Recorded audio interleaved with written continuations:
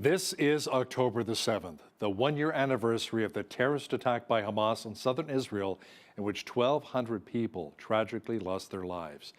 It was also a day a number of hostages were taken, many of whom have still not been returned or not home. Now, to chat about this in more detail is our foreign affairs expert, Lisa Daftari, host of the Foreign Desk, joining us once again from Los Angeles. Lisa, October the 7th is a day the world will not soon forget. No, it doesn't seem like. Well, the war is still raging on, but obviously so many families affected by this throughout the region. But when you look inside Israel to start, so many families, an entire generation really will have PTSD, suffering, whether they know someone, whether they have a family member, whether their own family was just torn apart by this war, by this conflict. So many of the hostages still remain in captivity 1 year into this war, and many of the bodies have not been returned. I have interviewed a family here in Los Angeles. Their uncle was one of the older hostages taken, and we now know that he has been killed by Hamas in captivity, but they have yet to lay him to rest because they still have not retrieved the body from the terror group.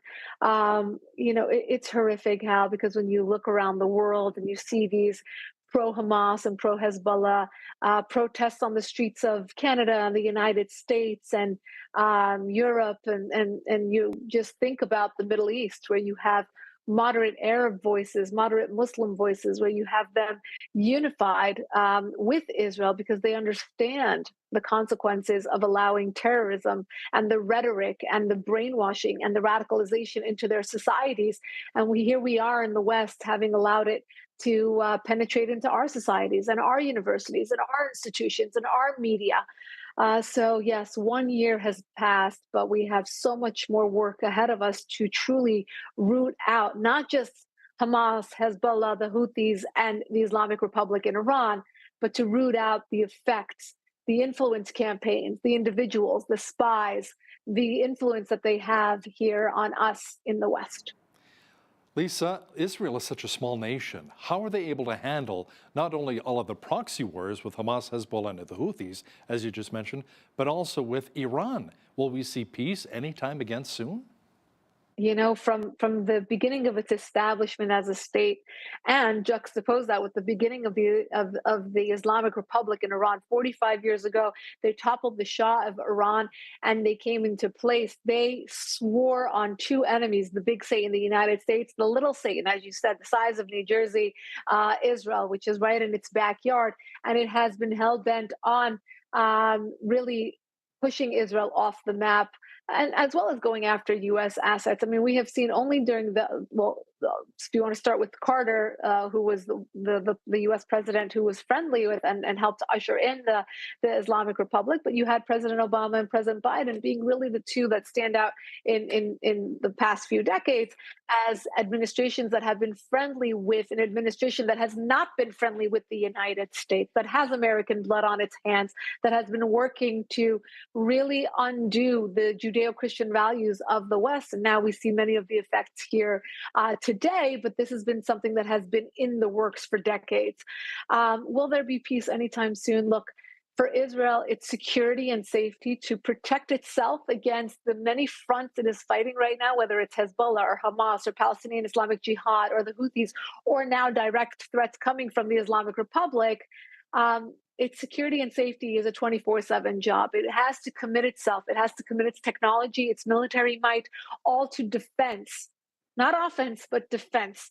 And when you look at the Islamic Republic, again, when the charter of Hamas, the charter of Hezbollah, and the charter of the Islamic Republic is to destroy the infidel, to destroy its enemies, well, they're going to be at it for many years to come.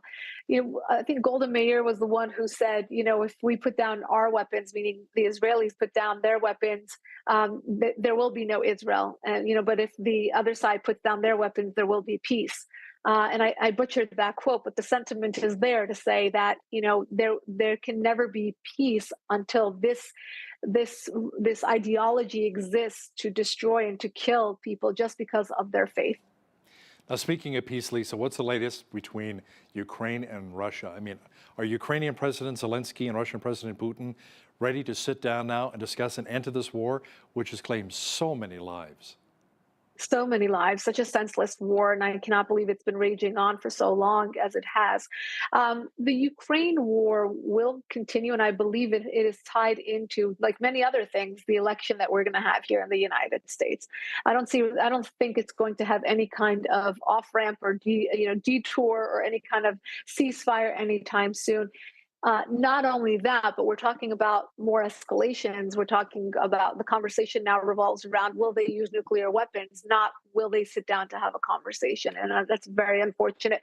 As we know, there have been many casualties. We did a story here at the Foreign Desk this week where Putin is actually pardoning felons. So instead of doing jail time, they can serve in his military. This is the way that he's trying to increase the draft, increase those who are serving their nation. We know many Ukrainians, Hal, you and I talked about this off air, Ukrainians who aren't leaving Ukraine. They want to stay back. They want to fight. They have that national pride. By the same token, I have interviewed Ukrainians who think, let Russia just do what it has to do. We're not going to get out of this. We might as well just live under one flag. I know that that's not the opinion across the board, but it is an opinion that exists. With Russians, not all of them are backing Putin, and some of them are. Obviously, their economy is suffering. There are so many consequences to this very senseless conflict, and when we'll see an end to it, I think it's going to be months to come, if not years. Lisa, let's talk about the war in Lebanon for just a moment here. The Israel Defense Forces have reportedly hit 150 Hezbollah targets in 24 hours during its ground operations in southern Lebanon. And we've seen some video as well from other reports which show specifically that a lot of the missile silos are set up in apartment complexes where civilians are in Lebanon. These Hezbollah missile silos, it's unbelievable that they're setting up in an area and making, a lot of the civilians targets. Sounds Very familiar, vulnerable. doesn't it? Yeah, sounds familiar, doesn't it? It's really from the same handbook. We saw the same thing with Hamas. Obviously, the area in which in Gaza where Hamas has built its tunnels, where it's hiding the hostages, where it's putting weapons in schools and mosques and other centers, much more population dense. So we saw a lot of casualties there among civilians. Although there was a report that came out in the last 24 hours that is now showing that of the maybe 30, 40,000 casualties, and I hate to cite a number on the casualties in Gaza because we don't have a straight number. It's coming from Hamas. Among the casualties, they are saying that a majority of them were Hamas operatives or their family members. So, as the days go on, we'll get more and more, facts about this war. But in Lebanon, to your point, Lebanon is not an enemy nation, and Lebanon is only the body where this cancerous cell of Hezbollah is and has taken over. One of the things that many of us have been championing and trying to advocate for and write about to our government is that when we do give aid money to Lebanon, we should make it contingent so that the Lebanese army allows the Christians and others who are freedom-seeking Lebanese people to nation build and get rid of Hezbollah. But this has never happened. This is something that we had to have paid attention to rid Hezbollah. But again, that goes back to U.S. policy and actually focusing on diminishing the Islamic Republic's might in the region and not empowering them, which has not happened. But back to Lebanon. A lot of people getting out of harm's way. I know the United States has evacuated its personnel there. They have told people to get out. Whoever can get out is getting out. And although there are many people who cannot get out, these are the consequences to having these radical elements inside your nation, and the Lebanese people know that. It's interesting. We don't see an overwhelming support. And on the contrary, there is actually an opposition force to Hezbollah inside Lebanon that is quite strong and quite vocal. And again, these are the elements with which many people in the Middle East innocent people in the Middle East have to live. And again, when you put that side by side with the college students wearing the Hezbollah garb from head to toe, it makes you really scratch your head. And Hezbollah's presumed new leader is missing following an airstrike by the IDF. Now, this follows an attack by the Israeli military in which Hezbollah's previous leader was killed in another airstrike in Beirut on September the 27th. Right. So now, if many of you have seen some of these memes on social media, where this is like the quickest turnaround for somebody to hold head of state, because the Hezbollah leaders are being taken out hours after they take office. So they keep replacing the head of Hezbollah, and a lot of their leaders have been killed. Look, I think we're seeing a very different approach by Israel than we saw in April. April was when the Iran regime hit Israel. No harm, no foul, right? So the apparatuses that Israel has, its technology, was able to protect Israel. So of the hundreds of missiles that came in, there was hardly any damage, very, very minimal damage. And so Israel, perhaps coerced by the West and by the Biden administration, turned the other way, and said, you know what, we'll turn the other cheek, and we'll allow this one to go unnoticed. And there wasn't really any sort of defined retaliation from that hit. This time around, we're seeing a very different Israel. An Israel that knows it has to take matters into its own hands and eliminate the threat coming from Lebanon, or that will be another full-on war, which it has turned into. But they will take the upper hand and continue on this streak of eliminating very, very targeted attacks on Hezbollah assets, Hezbollah headquarters, and their leaders. If you recall the pager attack, then we went to the walkie-talkies, and now we're looking at very, very targeted attacks on their infrastructure. So doing the best they can. It's like playing whack-a-mole, right? We know that these terror groups really build in a way where, if one dies, the other one takes over, and they have so many volunteers. And as we had said months before, the Hamas war will look like child's play in comparison to the Hezbollah war, because they are better endowed, they have more missiles, they have more capability, and they have more fighters. So here we are. Now, military experts here in the West, Lisa, say the best way to cripple Iran is to cut off their oil supply, which provides the funds to support the many wars with Israel. The Islamic Republic's own oil minister is concerned now that the Jewish state may attack Iran's main petroleum export terminal. Right. If you live in a glass house, you shouldn't throw stones, as I think the adage goes.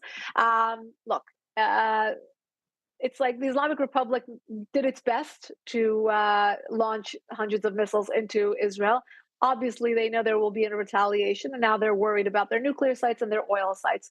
When we talk about their oil sites, Hal, if you recall, under President Trump, love him or hate him, he had very, very tight sanctions on Iran's banking system and weapons basically their ability to acquire weapons, and also, of course, their oil sectors. They were not allowed to sell oil or collect money on the oil that they were selling. And now we see an about face. In the 3 years, almost 4 years that Biden has been in office, they have sold $100 billion worth of oil to partners like China and Russia and North Korea and Venezuela.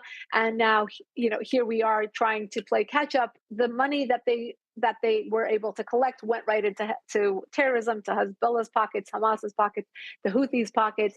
And here we are trying to catch up with this, right? So the United States prides itself on catching, or blocking against Houthi hits in the Red Sea. Wouldn't it have been better not to allow them to take that first shot, right?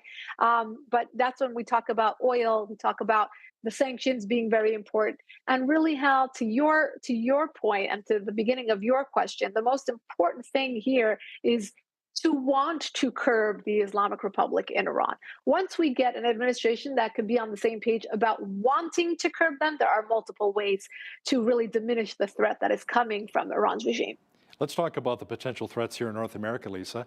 A new report by the U.S. House Committee on Homeland Security says that foreign jihadist networks and homegrown violent extremists represent a persistent and terrible threat. Now, the study says there are more than 50 jihadist cases in 29 states right now.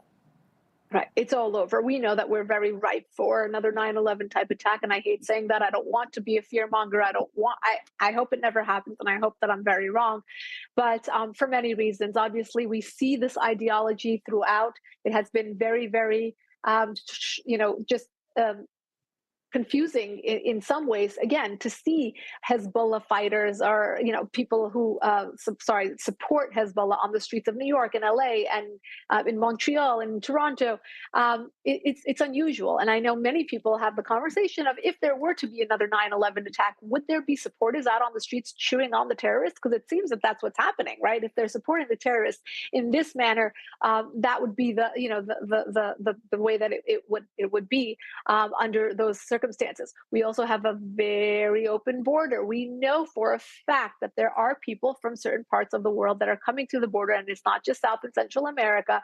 We know that there have been Taliban fighters, ISIS fighters, Hezbollah fighters, Hamas fighters, people from the Islamic Republic that have been captured at the border. Now, think about the ones who got away, right? There have been individuals who have been on the FBI's most wanted list. There have been individuals who have been on the foreign terror designation list. That's why we think that we are ripe for an attack. Today is October 7th. There has been additional alerts that have been issued specifically for today in some of our largest cities, that there might be attacks, that there may be, and we saw already protesters gathered around the Museum of Tolerance here in Los Angeles. Last night, there was an October 7th event, and there were many, many violent protesters on the streets, throwing punches, breaking glass, trying to be extremely violent. And here we are. When the ideology is there, when we know that they have the useful idiots here, when we know that they're being funded by the Islamic Republic right here, when our protesters, when our college students are being funded by the Islamic Republic to do their encampments and to do their protesting, why wouldn't they orchestrate an attack here on U.S. soil? She's our foreign affairs expert and host of the Foreign Desk, Lisa Daftari. Thanks again for joining us today from Los Angeles. My pleasure. Thanks for having me, Hal.